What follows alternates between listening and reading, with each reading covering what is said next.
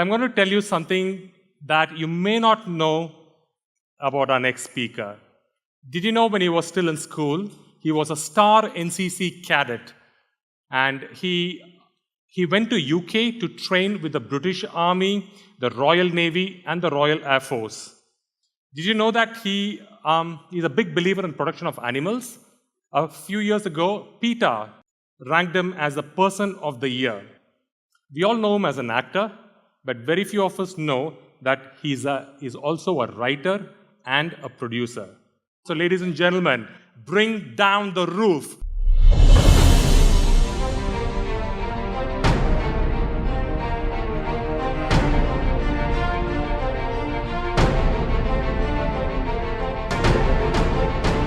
Let's welcome Mr. R Madhavan.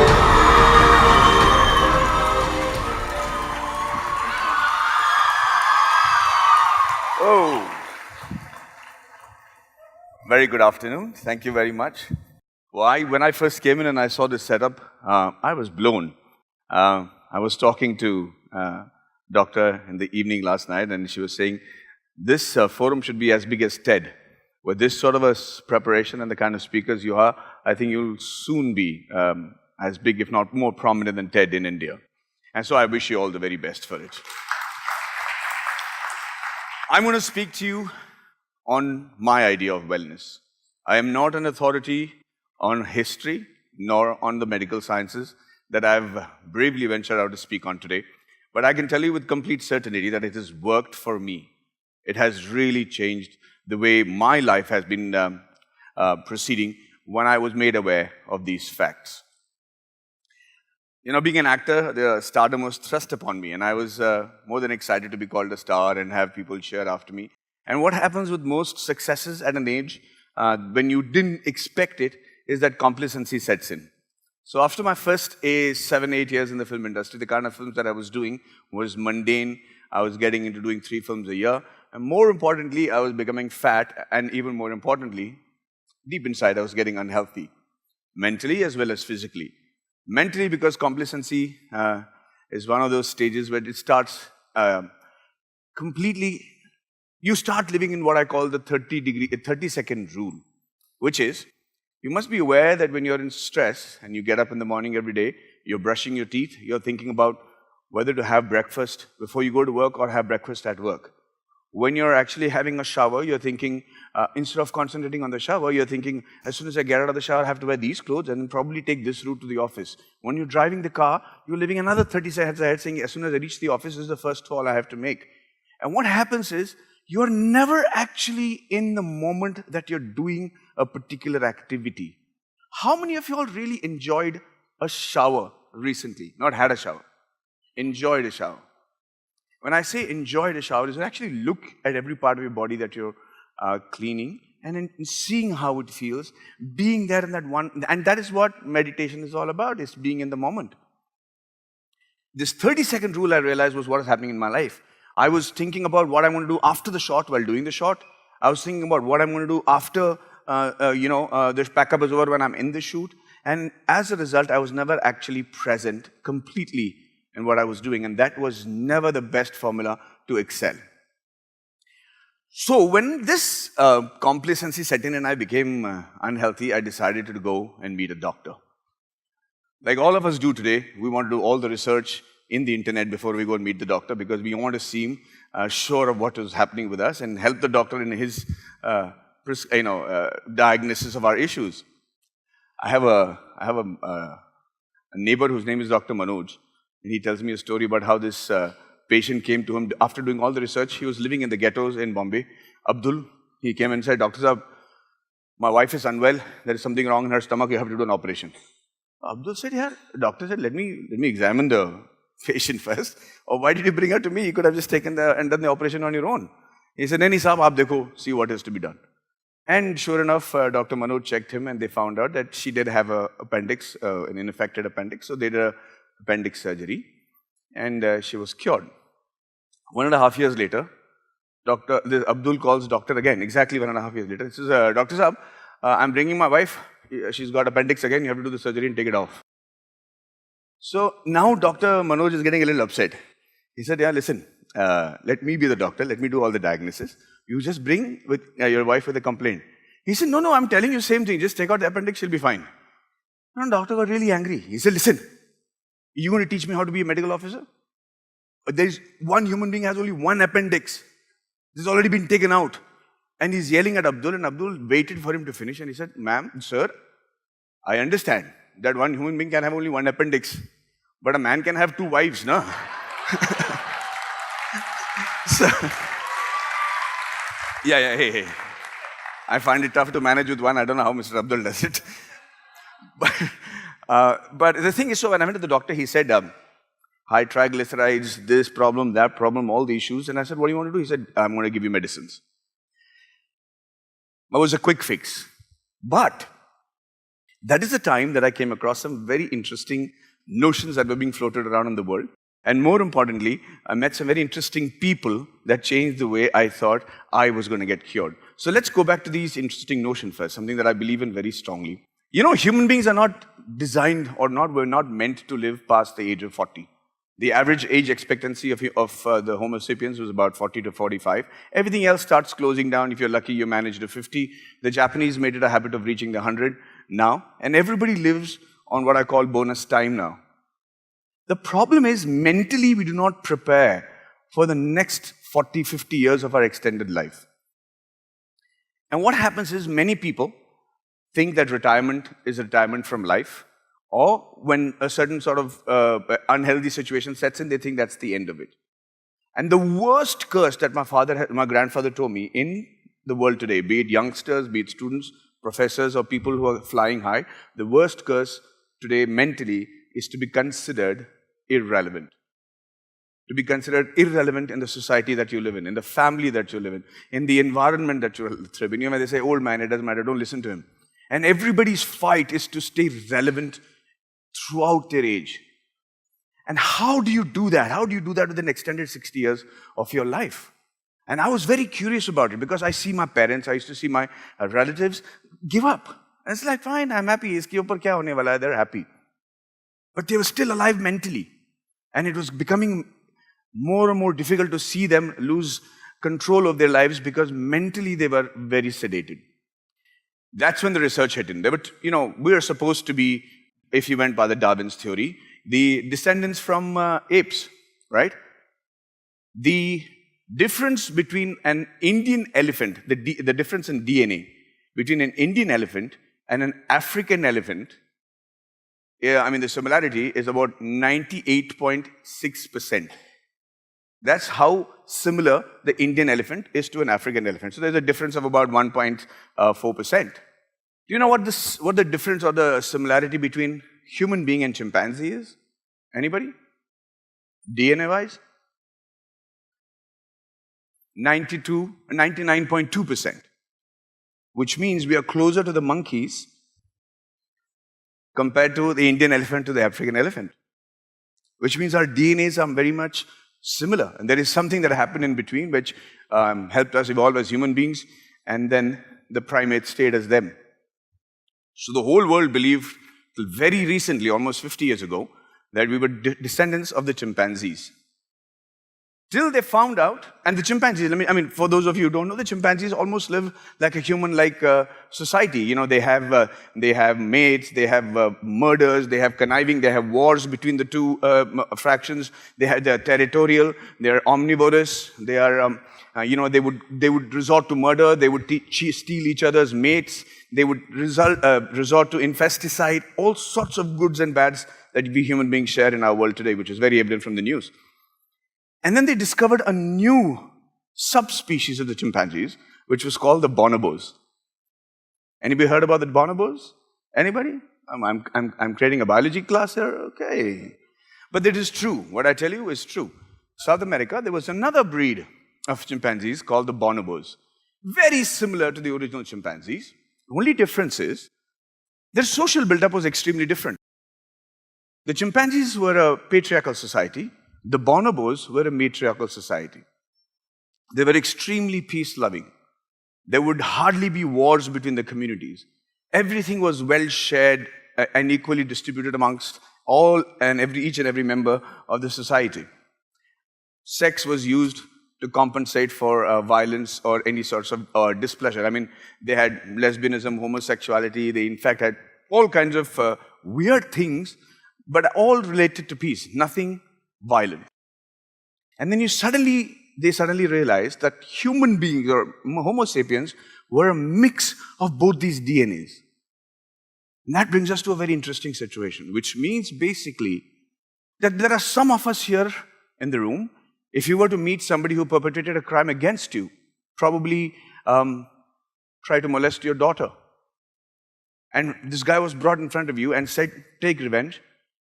Some of us, however angry we get, we would say, I hate you, curse the beggar, and say, let law take its course. And there are yet others, another part of the world in the same society, who for a lesser crime will take out a knife and cut somebody's throat, not think twice about it. Which basically means that whatever DNA you have it in entirety. And it is in your control, physically and mentally, to activate those DNAs to live the kind of life you lead, depending on your conditioning. This was for me, it was mind-blowing. It was fabulous, because the person who informed this told me that suddenly you'll find yourself getting this inhuman strength to do something that you didn't think you were capable of doing. Or you would take this inhuman, spectacular stand against something in your life that you didn't think you were capable of doing. And he says, those are the conditionings that help you activate those DNAs. So I said, you know what, I understood all this, but I'm a man who believes in practicality. I want tangible results. I've told you all this. Tell me how do I activate the DNAs that I want? I want to activate it going back to looking young. I want to go back to feeling young. Tell me how to do it. So I went to this place in Austria. I spent a lot of money to go to this place, which was, was a wellness institute. And they had been running that for 150 years. And the lessons I learned there were priceless. Well, I'm going to describe this entire experience to you, and I'm going to tell you the inferences as we go along. I went there. It was a beautiful place outside a lake, spectacular, cold.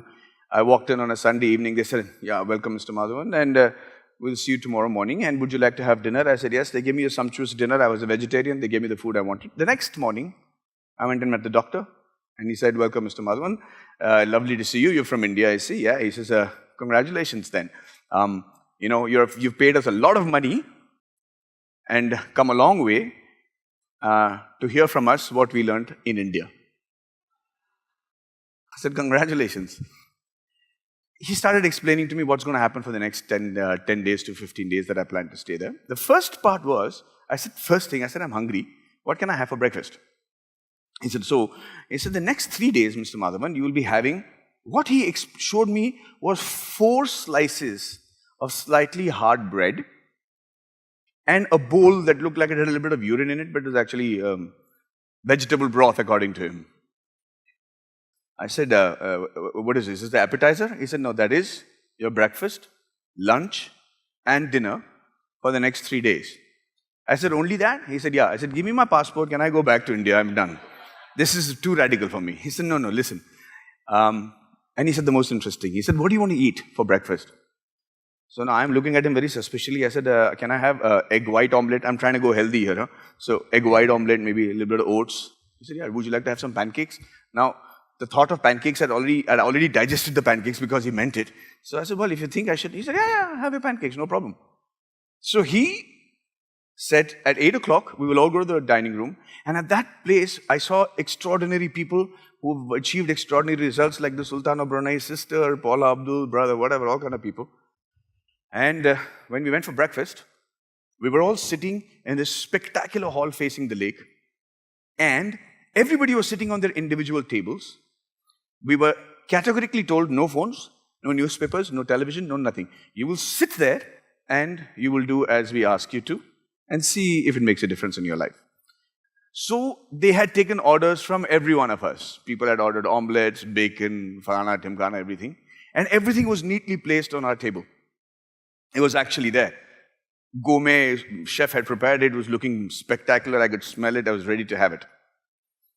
And they said, we all can have any part of the breakfast you so wish, but the only condition is, our request is, they put this bowl of soup and this 4 pieces of spelt bread here and said, our only request to you is finish this bowl of soup and this bread in the manner that we ask you to. And then we are more than happy for you to consume the rest of the breakfast. And I said, okay, great. What's the deal? They said, we're going to follow a principle here called drink your food and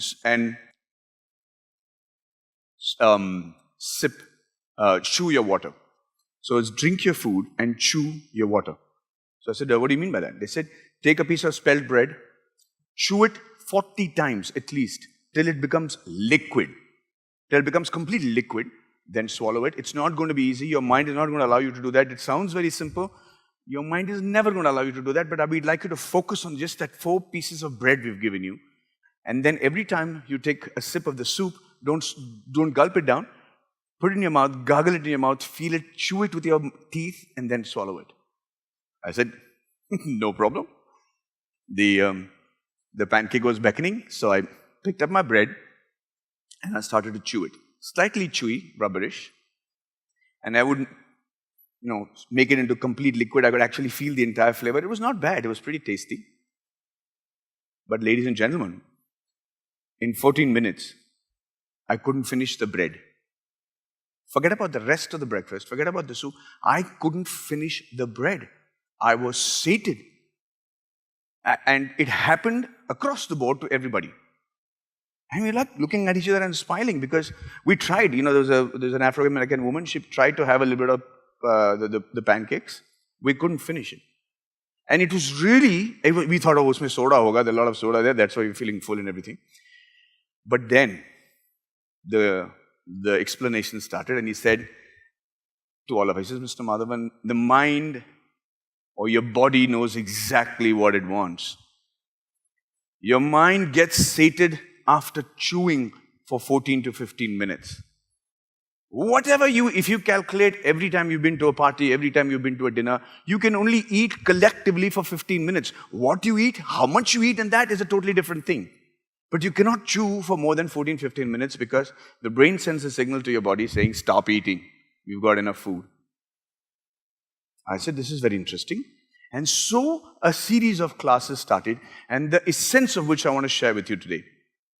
I was asking him, I don't understand. So how does this work? What in 15 minutes? He says, he asked me, you're going to work out for this film called Sala Khadus, you want to build up muscles. You asked me in an email, how much protein you should eat? I said, yeah. He said, why do you want to eat protein? I said, because sir, I want to put on excess muscles. I want the body to look fit. He said, well, in that case, why don't you just have 8 glasses of protein shakes every day? It's a great amount of protein. Don't work out. Just have 8 glasses of protein shake. You should become muscular. So I said, no, maybe that doesn't work because I'm supposed to be working out also. He says, then why do you need to work out if protein is going to do the job for you? I said, yeah. He says, the protein doesn't do the job for you. Your conditioning of the lifestyle that you're leading while you eat the food will determine what aspect of the food is absorbed in your body. He asked me, what is the most muscular animal in the jungle? It's like asking a kid question. So everybody said elephant. Basically, it was the ox, the most muscular animal in the forest. And he said, what does the ox eat?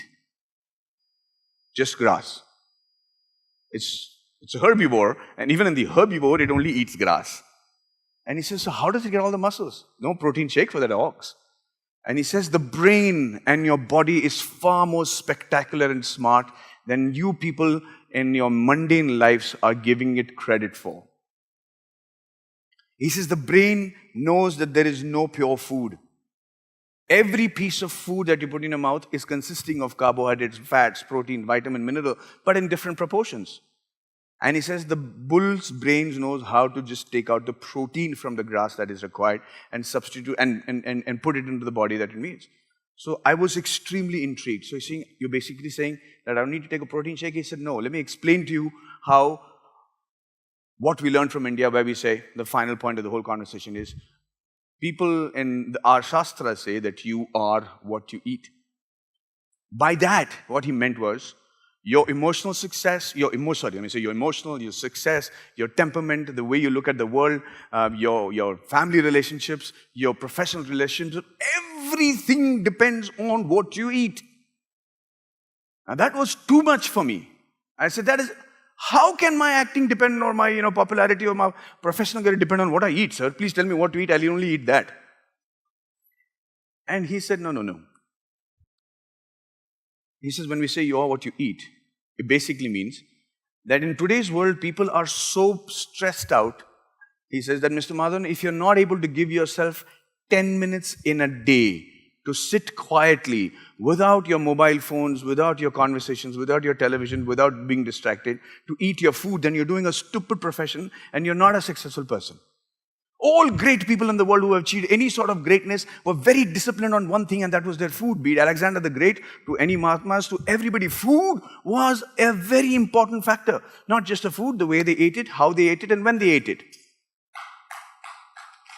So I said, explain to me, I'm not as evolved as what you're trying to be. And he said, the body, when you chew it enough, when you start drinking your food, when you chew it enough, the brain takes all the signals from your saliva. Your sugar and your carbohydrates gets digested in the mouth. Any doctor will tell you that. Your saliva sends a signal to your brain saying, this gentleman is eating certain things, so prepare your guts to secrete the acids according to the food being taken, so that the right amount of absorption is done for the food. Most of us wolf down the food, which means that you're reining your intestine with enough without information to your brain with just food. And anybody who's in the medical profession will tell you that if the food doesn't get digested in time, it becomes toxic. So therefore, the brain will leave all other activities, including put itself at risk, to just make sure that the food gets digested. How many of you all go to the gym? I'm sure you two ladies who absolutely are spectacular ladies, the twins that go into the mountains, they know. You all go to the gym, right? Any men who go and work out? Oh, this is a very healthy environment. Great, thank you. Sir, and anybody who's been to the gym and is trying to put on muscles will tell you, the moment you start working out, you start feeling your muscles getting pumped, right? It looks larger. Can you all tell me how the muscle looks larger when you work out? Or let me just go and answer it. Anybody? Well, when you concentrate, yeah, but how does the muscle become bigger for that particular moment when you're working out? Say that again. Lactic buildup?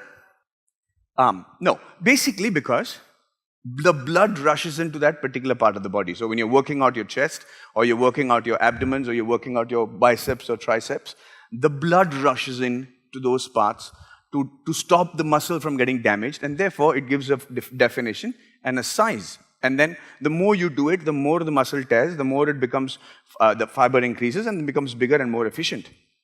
But where does the blood rush into the muscles from? It's a question I ask people who work out in the gym every day. I'm saying, yeah, tumhara chest to badh gaya. Where does the muscle come from? Where did the blood come from? And nobody knows where the blood comes from. It's not like you're drinking blood while you're working out. Anybody? Say that again. Yeah, other parts of the body. Which part of the body specifically? Brains? Heart? No. So that's exactly the answers that I was giving. The blood constantly rests in your gut. The reason it rests in your gut is it's widely accepted in Chinese mythology as well as the Indian sciences that the gut, your stomach, is your second brain. And if your stomach is your second brain, you must understand that it knows how to take care of the body. When you eat the food so quickly, wolf it down, the food rushes to the first small intestines, which is going round and round your stomach, and it's being pushed through it. The acids are pouring in, trying to make sure that the food, whatever little bit nourishment can be added, it gets digested, and then it's pushed into the large intestine, which goes around your stomach like this, and then finally gets excreted, right? The large intestine has a layer of bacteria, which is like a lawn. All right, so that lawn is meant to be, the bacteria is there, and whatever food has been digested comes there. The bacteria absorbs the food, pushes into the blood. That's why the blood is always there. And then it goes to the rest of your part of the body.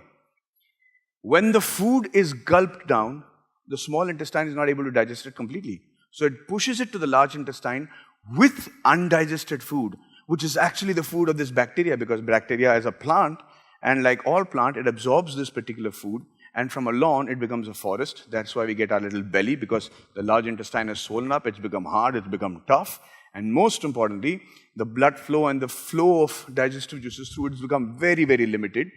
And your body is not now healthy, it is unhealthy, it is actually functioning below optimal. And he says society cannot grow. India as a society mentally cannot grow till you are unhealthy physically.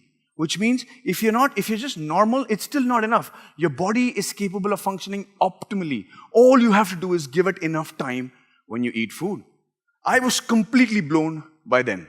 And I wanted to know, tell me more. And he said the last thing. He said, what do I have to do to make sure that this gut doesn't become unhealthy and my second brain is actually functioning properly? And he said, Mr. Madhavan, the first thing I will tell you is you will not eat food after 6 o'clock in the evening. What time do you go to sleep? I said 10. Actually lied. I go to sleep at 2, but he said 10. I wanted to sound healthy. But he said, if you're sleeping at 10, you have to make sure that you finish eating your food at least 3 hours before you go to sleep, because that will determine how successful you are in your career. I'm like, you keep saying this. Explain. And he says, the blood is in the digestive system all the time.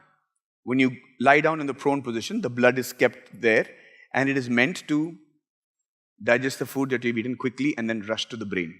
The moment you eat food just before you go to sleep, the brain says, forget me. All the blood, let it be in the gut and let it just digest the food that you've eaten right now, so that if you don't digest it, it's going to become toxic in 3 hours and you will die. As a result, that blood from the gut does not travel to the brain. And when it does not travel in the alpha state to the brain, what happens is the entire rejuvenation of the body, and it doesn't matter what age group you are in, young, old, or anything, the entire rejuvenation that sleep is supposed to do is the blood carries all the information about which nail is not working, why the hair is falling, why the skin is looking dry, which part is being infected, which bone is hurt, what is hollow. All the information that is going to be there has to travel to the brain. The brain analyzes it, and before you wake up, before the beta state, before the state that you wake up, all the signals are sent out to every part of your body, and once that signal is received, everybody is reset, you wake up. And he says, that's when the mind can clearly do the job it is meant to be. Why do people say, don't drink and drive? Because you'll get into an accident? Why do you get into an accident, or why do you get into a debate that you normally would not do sober? Why do you get into a argument on a topic that you would not normally get into sober? It's because at the time that you're drunk, the brain is telling you that is right. It's perfect. You're good enough to drive. You're saying all your facilities are fine, and you're like, and bravado sets in and you do stupid things. He says, if alcohol is capable of giving that negative effect to your brain, then be assured that there are many substances that are capable of making your brain work in a positive manner, in a more efficient manner. And those 10 days that I lived over there, I made sure that I ate every day before 6 o'clock. I made sure I chewed my food and, I drank my food and chewed my water. And I made sure I tried to follow everything that he had said in terms of how it is going to help me reset my life. When I came out of there, I'm telling you, ladies and gentlemen, I was a completely changed man in 10 days. Before I left, he said one more thing. He said, what I'm telling you, Mr. Madhavan, does not mean that it will be accepted by your body and your brain at the right time. It's a calling. Your mind, your mental state, you were ripe for me to tell you this and understand that. He spoke like a philosopher as a doctor. He says, sometimes in your life, you're not ready to listen. Sometimes the calling is not there. Many people have come to this place and done this course mundanely, but they were not mentally ready to accept the changes that we were trying to say. And eventually, they went back to relegating themselves back to the same lifestyle. And he says, the difference between that and you is what is in your culture called karma, vidhi. That is going to be the difference between how successful you are and how. So the reason I was trying to tell you this is, it is very possible for us to activate each one of those DNAs that we have, the same as the bonobos as well as the chimpanzees. This particular conditioning about how you have your food and how you let your environment affect you will determine which of those DNAs get activated at any given point of time. I'm, like I said, a follower of simplicity and tangible answers. This gave me a serious, tangible answer. Sit down, eat your food without being distracted. Make sure you chew 40 times. Make sure you drink your solid food and chew your water. And the day I started doing that, it was spectacular. Every result that was wrong in my blood group came back, started getting normalized. My hair started growing more healthily. I was able to think more clearly. I did not have to make notes about things that had to be done during the day. And from being below average health-wise, I was, in my opinion, functioning optimally. And it is very difficult to convince yourself to be young when you're 46 years old and your heroine is 17 years old. And she's on this set and exhibiting totally different aspects of being an actress as I've ever been used to, where, hey, I got a tattoo here, or I have a piercing there, do you want to see it? And no, I don't want to see it. But it's very difficult to relate to them. But sometimes, if you have enough stories in your pocket, you're able to make yourself relevant even to that generation. And feeling like the alpha male on the set, feeling like you're the healthiest one over there, feeling like you were the boss is very important for a hero. And for me, this experience in Austria helped me get there. And that is the story I wanted to share. Thank you very much for your patience.